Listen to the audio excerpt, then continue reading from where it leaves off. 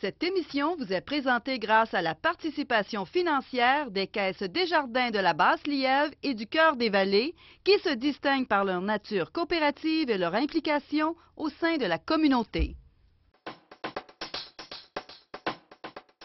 Mardi 16 octobre 2012. À Infomag ce soir, les élèves de l'école Saint-Laurent tentent d'entrer dans le livre Guinness. Accident inusité à Masson-Angers. Gatineau clôturera la semaine québécoise de réduction des déchets.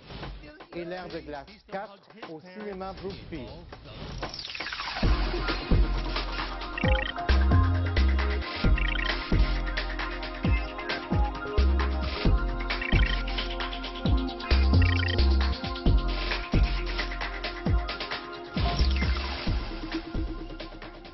Bonsoir, mesdames, messieurs. Bienvenue à Infomag, votre magazine d'information locale.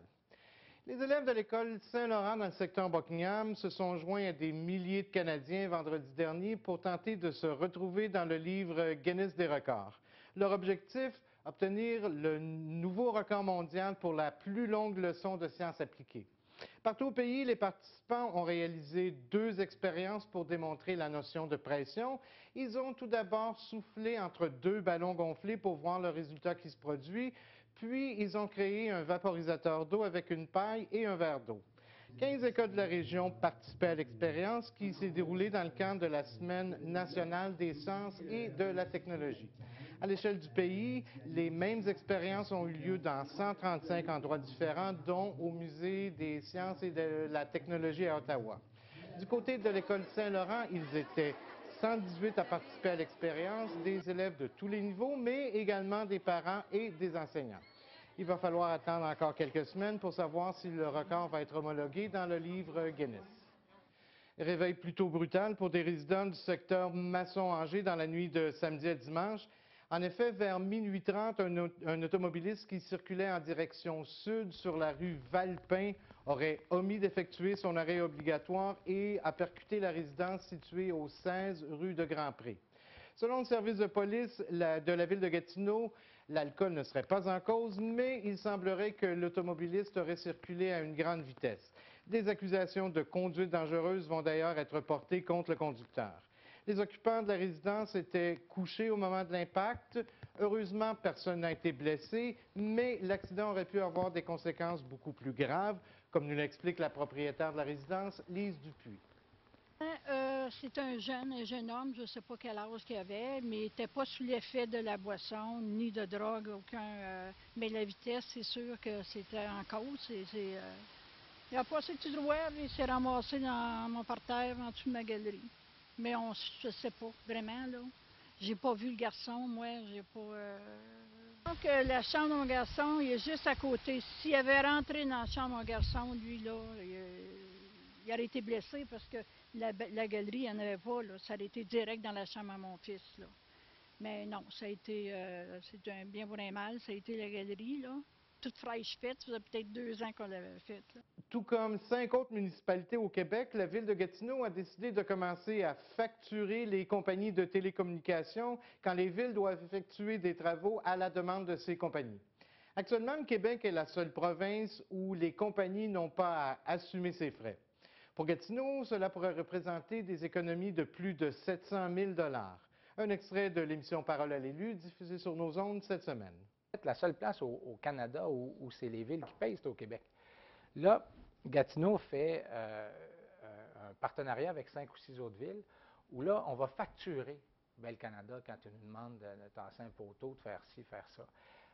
Évidemment, les grandes entreprises ne sont pas contentes, mais par année, là, c'est un minimum de 750 000 soit des dépenses qu'on ne fait pas, soit des choses qu'on leur facture. Quand ils nous demandent de faire une intervention, bien, ils devraient payer, c'est normal. Ça ne devrait pas être les citoyens qui, en fait, se retrouvent à subventionner ces entreprises-là. Comme plusieurs régions du Québec, la ville de Gatineau est aux prises avec la grille du frêne, un insecte qui a fait son apparition au Québec en 2008. La loi interdit actuellement le transport du bois de frêne, étant donné qu'il se propage rapidement et qu'il tue des millions d'arbres en Amérique du Nord. La Ville de Gatineau a donc mis l'éco-centre de Hull à la disposition de tous les citoyens qui voudraient se débarrasser de leur bois de frein. Encore une fois, Maxime Pedneau-Jobin, dans le cadre de l'émission Parole à l'élu. Donc, on n'a pas le droit de transporter du frein en dehors de la ville. Le site sur le boulevard de la Carrière, on accepte gratuitement le bois. On le prend puis on le traite, mais c'est presque une catastrophe environnementale. C'est des milliers d'arbres qu'on va être obligé de couper. Il y a des rues comme, si je ne me trompe pas, Hull, c'est Moussette.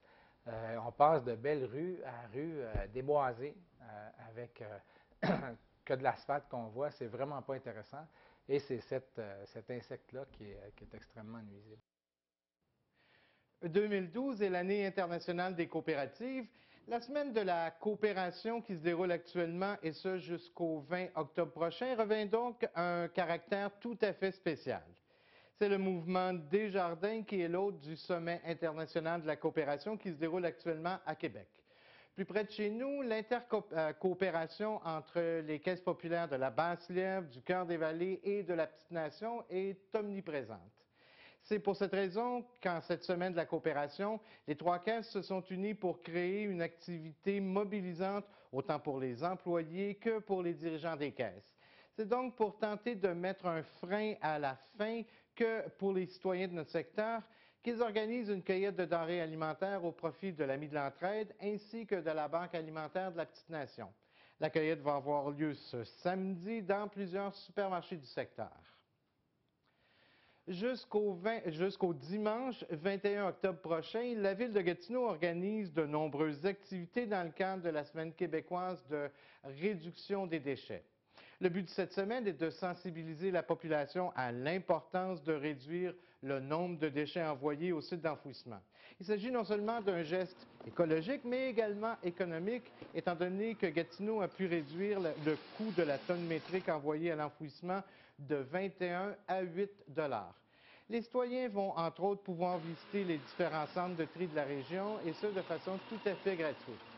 Par ailleurs, Gatineau a été choisi pour clore les festivités de cette semaine. C'est en fin de semaine prochaine que la Valorifête va avoir lieu au marché Notre-Dame dans le secteur Gatineau. Les explications de Catherine Loriot de la Ville de Gatineau. Donc, on va avoir des œuvres faites à partir de matériaux recyclés qui vont être exposées au marché durant toute la fin de semaine. Les gens vont pouvoir parler à des artistes, vont pouvoir aussi voter pour leurs œuvres préférées. Et on va, pendant toute la fin de semaine, inviter les citoyens à créer, à faire part, à prendre part à la création d'une œuvre faite à partir de matériaux recyclés aussi, une œuvre collective. La Ville de Gatineau a été cette année la ville hôtesse de l'événement de clôture au niveau provincial. Donc, ça a une plus grande envergure là, pour de la Valorifête. Et le dimanche, c'est en après-midi, il va y avoir dévoilement de cette œuvre-là qui aura été réalisée toute la fin de semaine et remise des prix pour les œuvres les plus appréciées. Vous pouvez obtenir l'horaire complet des activités en visitant le site web de la Ville de Gatineau au www.gatineau.ca ou en téléphonant au 311. Près de 150 citoyens de l'Est de la Ville de Gatineau sont venus disposer de leurs résidus domestiques dangereux samedi dernier au garage municipal situé dans le secteur Buckingham. Les responsables de la Ville se disent satisfaits malgré que certains citoyens continuent d'aller jeter leurs résidus devant le centre de service. Ceux qui n'auraient pas eu l'occasion de le faire peuvent toujours se présenter à l'éco-centre du secteur Hull les jeudis, vendredis et samedis. La Société canadienne du cancer profite du mois du cancer du sein pour sensibiliser les femmes de 50 ans et plus à l'importance de passer une mammographie à chaque 2 ans. Pour nous en parler, j'ai rencontré Marie-France Proulx un peu plus tôt cette semaine dans nos studios.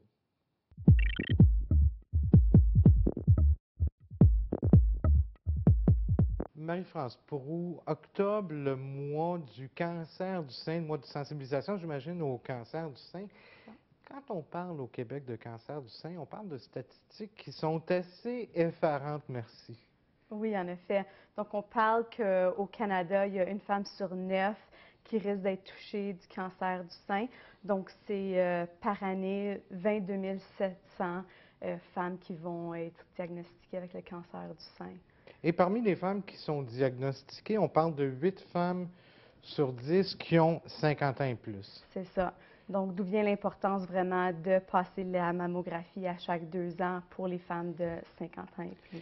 Justement, on parle beaucoup de mammographie. Comment cette mammographie-là peut véritablement là, aider à diagnostiquer plus rapidement le cancer du sein? C'est ça, mais il a été prouvé que la mammographie aide à détecter le cancer du sein plus tôt. Donc, ça permet justement au traitement d'agir plus vite sur le cancer. Donc, c'est très important de passer la mammographie à chaque 2 ans. Et, OK, on parle du Québec, on parle d'1 million de femmes là, qui sont plus que 50 ans et qui auraient la possibilité là, de recourir au traitement gratuit. C'est ça. C'est pas toutes les femmes qui le font. Non, donc sur 1 million de femmes admissibles au programme québécois de dépistage du cancer du sein, il y en a 400 000 qui ne le font pas. Donc, c'est quand même un grand nombre de femmes qui ne recourent pas, qui ne prennent pas recours à ce programme. Donc, il y a quand même des femmes de moins de 50 ans qui peuvent être atteintes. Et on sait même qu'il y a des hommes qui peuvent être atteints du cancer du sein. C'est ça. Donc, c'est quand même plus rare pour les hommes de se faire diagnostiquer avec le cancer du sein, mais c'est possible. Donc, on parle d'environ un peu moins qu'1% d'hommes qui peuvent être affectés. Donc, c'est quand même important pour les hommes de connaître l'état normal de leur sein pour pouvoir mentionner tout changement à leur médecin.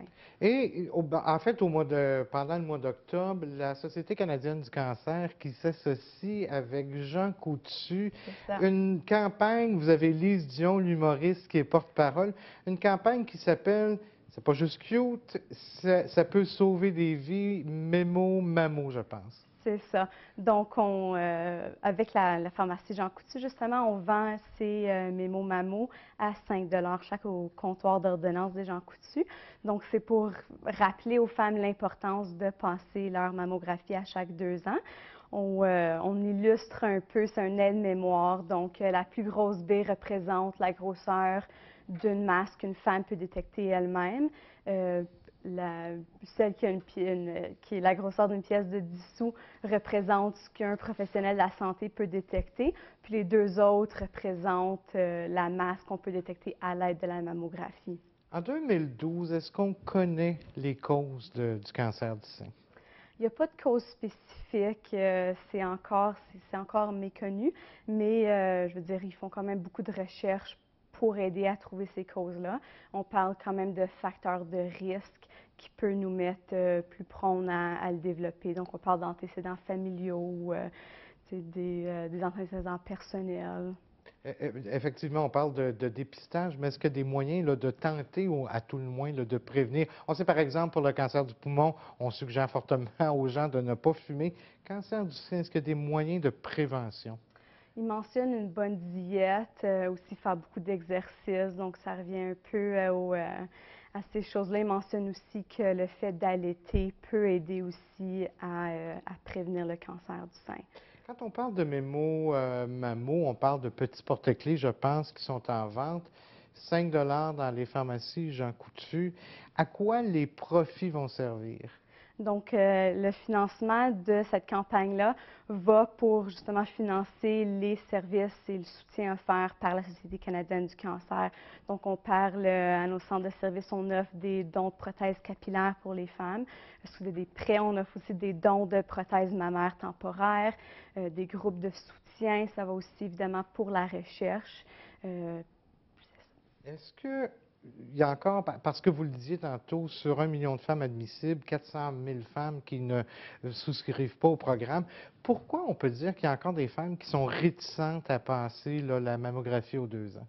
Est-ce qu'on a des raisons? Il ne mentionne pas de raison spécifique. On peut assumer que certaines femmes pensent que ça ne pourrait pas leur arriver.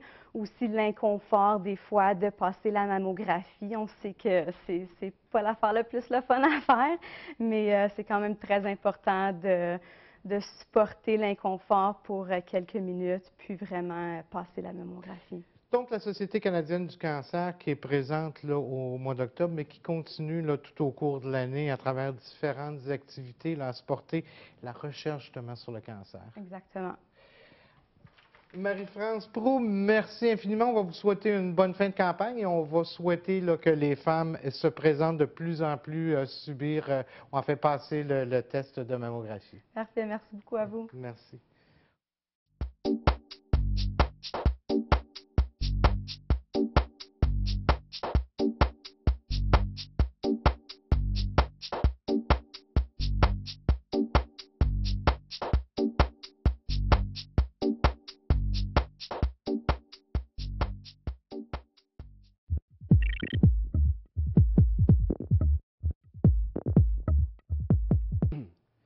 Et pour nous parler en agriculture, encore une fois, on reçoit Hugo Parisien, le directeur général du Carrefour culturel Estacade. Hugo, on commence tout de suite avec le cinéma Brookfield qui est de retour encore une fois cette semaine et vous nous présentez encore un film pour animation là, pour toute la famille. Effectivement, donc la première qui a eu lieu la semaine passée, donc le 14 octobre, en famille, ça se poursuit donc en fin de semaine. Une bonne présence à la première, on est fiers des gens qui étaient présents. Et là, ce qu'on présente, c'est l'Air de glace 4. Manny, Diego et Sid, bon, on les reconnaît, c'est les mêmes habituels de l'Air de glace, se lancent dans un grand périple et bref, il arrive un cataclysme, un nouveau continent qui est formé, on est en animation, donc on peut se permettre toutes sortes de fantaisies. Et bref, ça va être de surmonter, à savoir comment on peut quitter ce nouveau continent formé-là. On peut, pour se procurer des billets, évidemment, c'est à la porte, c'est la vente à la porte, au coût de 3 $ le billet. Un beau film d'animation qui attend pour toute la famille. On le sait, c'est l'Air de glace, donc c'est la suite de ce qu'on a vécu avec les 3 autres airs de glace. C'est à ne pas manquer, en famille, ce dimanche 21 octobre, à la Salle des Jardins. Donc, 3 $ chacun, mais il y a des familles qui vont pouvoir peut-être se présenter là gratuitement parce que vous avez des billets encore une fois à nous offrir. Pour ceux et celles qui vont rester jusqu'à la fin de l'émission, tirage de billets encore, comme la semaine passée, pour célébrer le lancement du cinéma Brookfield de sa 4e édition, en fait.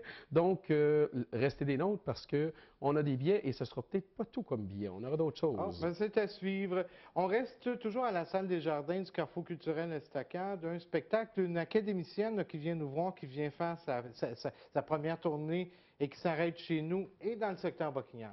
Révélation de l'année pour Brigitte Boisjoli, donc, qui sera des nôtres le 2 novembre prochain à la Salle des Jardins. C'est son unique passage à Gatineau, donc on invite tous les gens qui sont intéressés à voir Brigitte, qui s'est fait connaître via Star Academy, qui nous présente son tout premier album, Fruits défendus. Et c'est le temps de la voir parce que dès le 8 décembre, sa tournée sera clôturée. Donc, c'est la dernière chance pour aller voir Brigitte Boisjoli. Pour avoir des billets, www.salledesjardins.ca. Encore, on peut se présenter en personne à la librairie Rosemary ou via Marie-Ève au 819-986-8511, poste 3129. Et je me permettrai, Michel, évidemment, c'était la paire de billets qu'on pourra faire tirer. Donc, on doit rester parmi nous jusqu'à la fin de l'émission. On pourra mentionner à la fin de l'émission comment les avoir. Et si je peux me le permettre, la semaine passée, je disais que ce serait bien intéressant d'avoir un humoriste tel que Philippe Laprise chez nous à la Salle des Jardins. C'est confirmé. Monsieur Laprise qui sera... pour son spectacle d'humour, Je peux maintenant mourir, sera disponible à la Salle des Jardins. Ce sera le 8 mars 2013. Excellente idée pour les bonnes Noëls de cette année. Oui, tout à fait. Alors, Philippe Laprise qu'on connaît, là, qui est de plus en plus populaire. Daniel Lafortune qui nous présente toujours sa chronique cinéma. Qu'est-ce qu'il est allé voir pour nous cette semaine? Donc, adepte de cinéphile, il est cinéphile de nature. Inch'Allah et une vie de chat, une vidéo d'animation. Je vous laisse à M. Lafortune. Inch'Allah, le second long-métrage de Anaïs Barbeau-Lavalette, nous présente Chloé, une jeune obstétricienne qui, elle, vit à Jérusalem, mais qui travaille en Palestine. Donc, on est en plein conflit israélo-palestinien. Évidemment, elle va rencontrer les deux peuples à travers, premièrement, une jeune fille qui partage juste à côté d'elle un appartement et qui travaille comme garde de sécurité dans un checkpoint. De l'autre côté, elle travaille dans les territoires occupés où elle soigne des jeunes palestiniennes. Ce conflit commence par un coup d'éclat, comme on peut le comprendre, et va se terminer par un coup d'éclat. C'est une belle réalisation que nous fait Anaïs Barbeau-Lavalette, qui a vécu qui a voyagé à plusieurs reprises dans ce pays et dans cet autre pays. Donc, elle connaît les lieux, elle connaît le conflit. Ces images sont soignées et cependant, ce qui, je dirais, qui m'ont un petit peu agacé, c'est qu'on utilise trop souvent le gros plan. Évidemment, on ne veut pas montrer le peuple autour parce que, évidemment, est-ce que c'est faisable? Le film a été tourné en Jordanie et nous présente donc le conflit d'une façon très convaincante. C'est un film qui est très présent dans l'action internationale et j'ai accordé la note de 7 sur 10. Évelyne Brochu, qui joue le rôle de Chloé, pour elle, c'est un rôle fait sur mesure pour cette jeune fille. Elle est en relation avec des acteurs français, des acteurs aussi de ces deux territoires-là. Alors, c'est au cinéma actuellement, je vous le recommande. Dans un second temps, le vidéo de la semaine, un film qui est sorti la semaine dernière, Une vie de chat. Une vie de chat, c'est un dessin animé, mais un dessin animé pour les enfants assez âgés, puisqu'il nous présente en fait un chat qui va devenir la zoothérapie d'une jeune fille qui a perdu son père de façon violente. C'est présentement affiché et présentement à voir au Vidéotron de Buckingham. Voilà alors, les suggestions de Daniel Lafortune. Hugo, on en a parlé la semaine dernière, le Café des artistes qui nous présente un spectacle hommage à Georges Brassens et c'est ce vendredi. Effectivement, donc le 19 octobre, c'est Maurice Boyer qui prend la scène au Café des artistes pour cet hommage à M. Brassens qui est mort à 60 ans, on se rappellera en 1981. Là. Donc c'est un rendez-vous, 15 $ le coût d'entrée, simplement un rappel pour se diriger au Café des artistes vendredi. Et le Café des artistes qui va présenter très bientôt un festival assez enivrant, j'ai presque envie de dire. Oui, donc c'est de retour pour cette année, une fois de plus. Donc le retour du Buckingham Boss Jazz. C'est la 4e année que ça persiste. Le Café des artistes nous revient avec ce mini-festival de jazz qui rend honneur à plusieurs artistes de la région pour célébrer le jazz. On y verra, entre autres, les spectacles de Véronique Turcotte, qui vient d'ici, Nicole Raté, Jazz Because et plein d'autres spectacles qui seront de la partie. On vous revient un petit peu plus tard au courant de la saison pour vous présenter soit des artistes et évidemment les propriétaires du Café des artistes pour présenter les productions en soi. Là. Et ce qui est intéressant, c'est que c'est 2 spectacles par vendredi soir dans une seule soirée, alors c'est très intéressant. Soirée très chargée pour les fans de jazz. Voilà. On se transporte maintenant du côté de Hall, secteur Hall, à la salle Jean-Després, un spectacle français, c'est-à-dire un chanteur français qui vient nous voir, en fait, après-demain soir. Oui, donc à la salle Jean-Després, c'est le 18 octobre, donc ce jeudi. Pour l'achat de billets, on se rappelle, pour la salle Jean-Després, c'est toujours le www.ovation.qc.ca.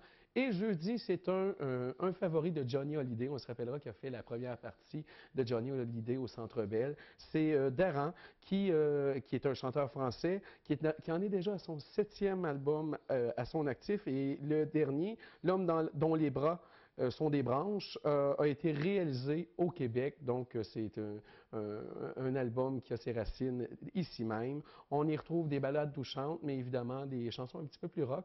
Donc, c'est à découvrir le 18 octobre à la salle Jean-Després. Et Daran, d'ailleurs, qui s'est installé au Québec là, maintenant, il y a presque un an et demi, officiellement. Je pense, officiellement installé au Québec. Et toujours à la salle Jean-Després, on transforme la scène du conseil municipal en salle de théâtre pour les tout-petits. Théâtre pour enfants, le plus court chemin entre l'école et la maison, c'est le titre. Ça se déroule le 21 octobre, c'est 12 $ pour les adultes, 10 $ pour les enfants. Ça vaut la peine de sortir en famille. Écoutez, c'est du théâtre pour 2e à 4e année. On vise le public cible. Les parents vont adorer accompagner leurs enfants, entre autres.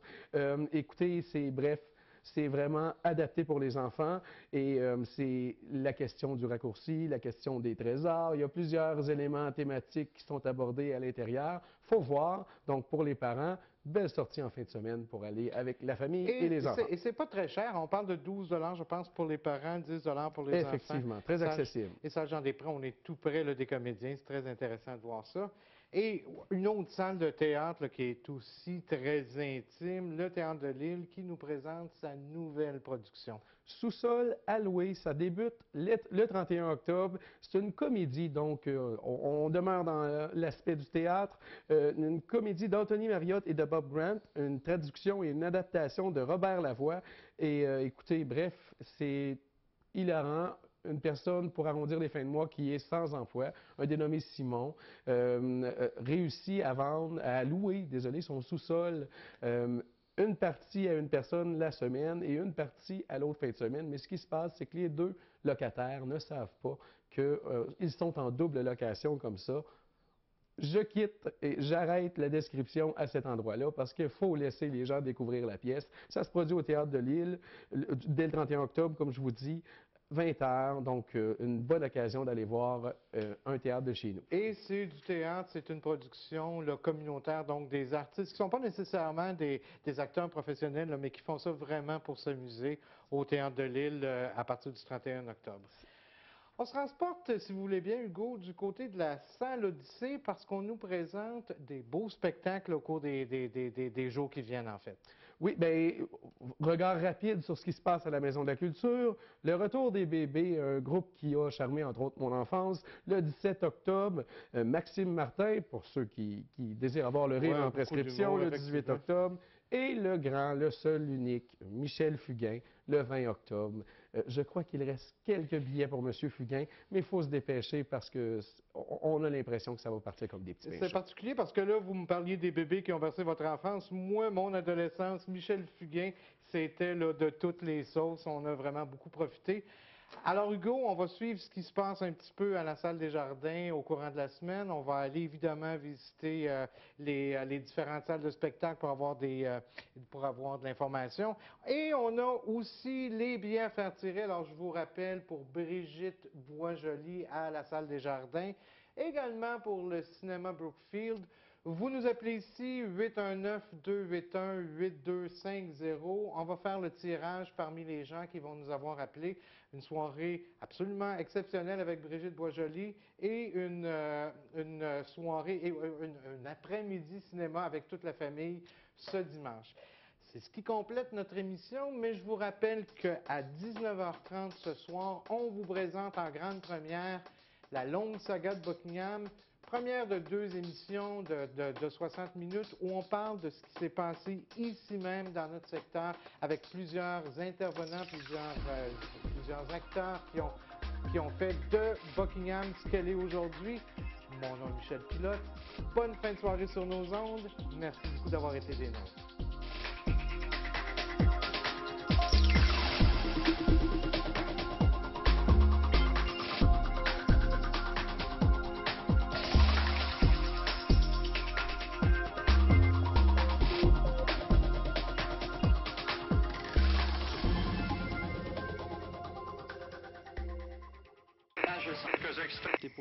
TVC Basse-Lièvre, une télévision qui vous ressemble et qui nous rassemble depuis 40 ans.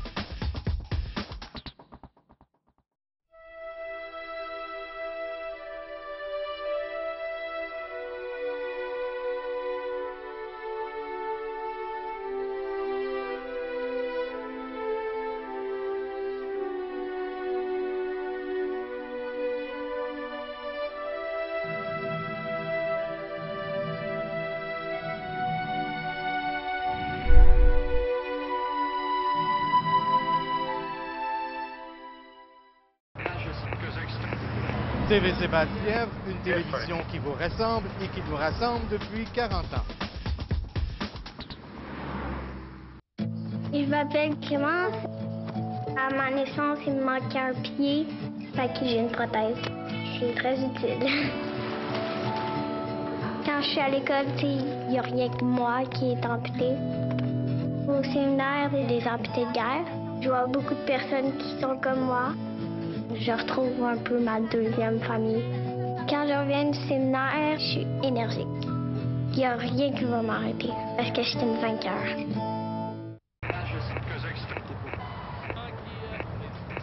TVC Basse-Lièvre, une télévision qui vous ressemble et qui nous rassemble depuis 40 ans.